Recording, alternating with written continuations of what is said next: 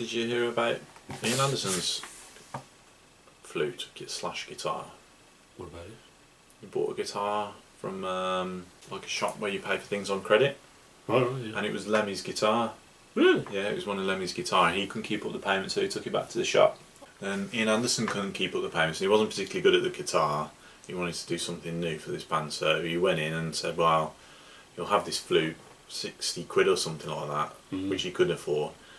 And he gave the guitar back, and the guitar's worth about 50 grand now or something like that. Lemmy and Ian Anderson's guitar. Yeah, in the early days he would play the harmonica just as much as the flute. He reckons he stood on one leg playing the harmonica, actually. And the press picked up on this, and then the press said, he plays the flute and stands on one leg. So he thought, I'll do that. Yeah, obviously. Why didn't I think of that? The band name as well was just a random band name because they wouldn't be able to go back to the places they played. So that every week they would just change the name, and that was the one that week that happened to work. So they were stuck with it. But it's strange how it became fitting, even though they were a blues band at the start. That's weird, that, isn't it? Yeah. They're all blues bands to start with. Yeah.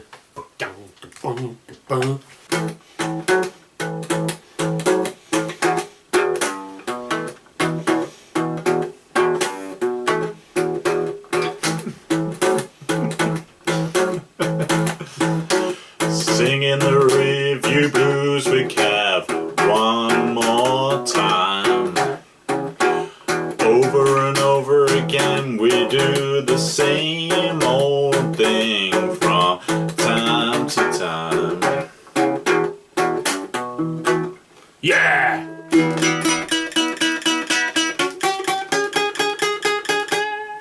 Yeah, we're reviewing Minstrel in the Gallery. There it is. This is quite nice. You might be wondering why I've got this and I haven't got the Thick as a Brick one, but it's just because there's a live album on it. Unreleased live 75 stuff, very nice. Even though that live stuff is from before this album because they didn't tour this album. Also interesting. Yeah, Minstrel in the Gallery. We've travelled forward in time a little bit since Thick as a Brick. They became hugely successful, playing all the big places, etc., etc. Selling many, many records. Aqualung was sold 12 million or something like that. And obviously they went in a different route after that, and they did the parody satire prog album, which is so fantastic, obviously, and sort of carried on in that direction to a certain extent. The next album is doing it for real, if you like. I mean, it's a difficult, heavy-going album. It takes people a long time to get into that one. In a way, it's kind of their Lamb. Probably much less accessible than the Lamb, actually. But it's a fantastic thing. It's two sides again. And then they tried, Ian Anderson tried to do a movie actually after that, called War Child, and whatever that fell through, etc., etc. So obviously the music they were making for that became an album, War Child. But by this, the music had become quite different, much more harder edged, quite bombastic, very complex, and not mainstream Led Zeppelin type music at all by that point. And you still hear it on this next album. Interestingly, this is where the sales started to go down, so they would never be that big again. Really, there was 4 big albums. You've got Aqualung, Thick as a Brick, Passion Play, War Child, but those last 2 are heavy-going albums, and the critics didn't like them, etc. But this, interestingly, in a way, it's a return to the softer sounds of Aqualung, but keeping the complexity. But I think crucially at this point, we've still got the bombast, in that there is mental, loud, guitar-y stuff on there, with the folk as well. And I don't think they quite did that again, in quite the same way. So it's a bit of a gem in that sense. Unsurprisingly, Ian Anderson doesn't say it's he says it's not one of his favourites. He thinks it's well performed, etc., but not one of his favourites. But I think Ian Anderson tries to remove himself from the rock arena, if you like. The rowdy rock people he's obviously trying to avoid. So I don't know how much of that. I mean, he really doesn't like Passion Play. So I don't know how much of that is down to that, or whether he really doesn't like that stuff, or it's the bombast, or whatever.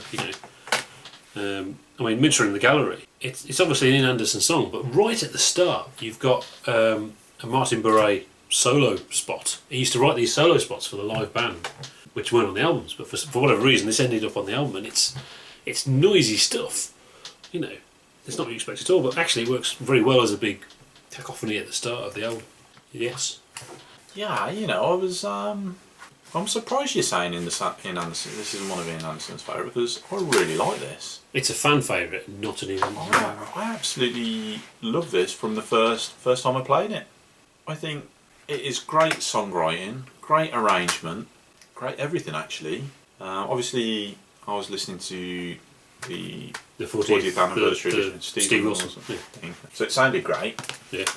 There's some brilliant songs on there. I don't think there's any real lulls. It doesn't come across as in any way selling out.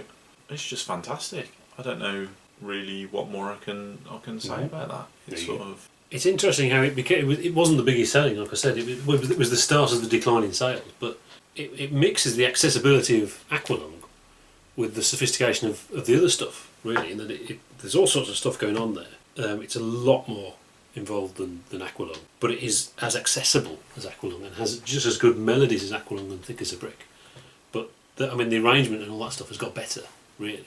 Yeah. I think, as a result of writing things like Thick as a Brick, I think. But it was the singer-songwriter Ian Anderson writing the stuff again. So that might be why it has an Aqualung feel to it to a certain extent, because obviously Thick as a Brick was constructed daily. It was new bit now, new bit now. It was recorded in Monte Carlo, wasn't it, or something like that? Yeah, usual text. He was saying sort of it was nice to have the band have their diversions, so they weren't so concentrated on the album. Yeah, I think from their perspective, they sort of came in and did their bits and went out again while Ian Anderson was doing it. But that's the thing with Jethro Tull, isn't it? You know, Ian Anderson is the band kind of thing, and he writes all the music or most of the music. Mm-hmm. What you get from sort of like this album and the other albums is that sort of Ian Anderson really is musical. He's just fundamentally musical. Yeah, like he's just it's naturally. in his bones. Yeah. And it comes out in these sort of like fantastic arrangements, because you're right, there's so much going on, but it doesn't sound busy, it doesn't sound crowded, and it doesn't sound, whoa, listen to that, crazy. Yeah, it just sounds perfect. By this point, they're so good at arranging everything, and you know, it's so nicely done. The thing I really like about these albums, I can't remember from which album, but they got the reason they've got two keyboard players is one of the keyboard players, David Palmer. I can't remember. Yeah, he's actually there because he does the string arrangements, and they have these wonderful string arrangements on these albums up through the 70s, and they're really good string arrangements that really bolster the music. And listening to the live album, which is really good, is really missing that, and that really helps as well. And it's all, like you said, it's just put tastefully done. It's tastefully, you know, there's obviously no drugs involved with this. They know what they're doing, and melodically it's so nice. It is, you know, the European melodies, and that's wonderful. That's it. It's hard to say anymore, isn't it? I love stuff like Cold Winter Valhalla. Valhalla. Yeah. I mean, melodically, you can hear that type of melody in ABBA. That's what's good about ABBA, is using these Euro melodies, and I just love stuff like that. But I mean, that one is quite kind of an entry. That I don't think it was the single, but that could have been the single. It's an entry. I mean, obviously everyone talks about Baker Street Muse as being. I mean, it's only 15 minutes, but there's an awful lot to it. Yeah. And you can tell how he's developed as a writer since Thick as a Brick, and the way it's constructed. I mean, they just definitely have different sounds to Thick as a Brick, because Thick as a Brick wasn't so electric. You're right, that electric sort of guitar. And really bombastic stuff going on.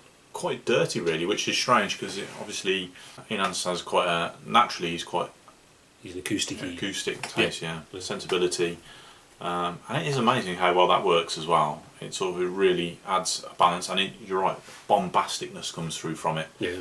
Which is probably not there so much on Thick as a Brick, I would say. Yeah. I think because the way it was constructed and then the way it was played, it was just get it right, rather than, you know, wild stuff. Yeah, so it's a gem. It is. Yeah.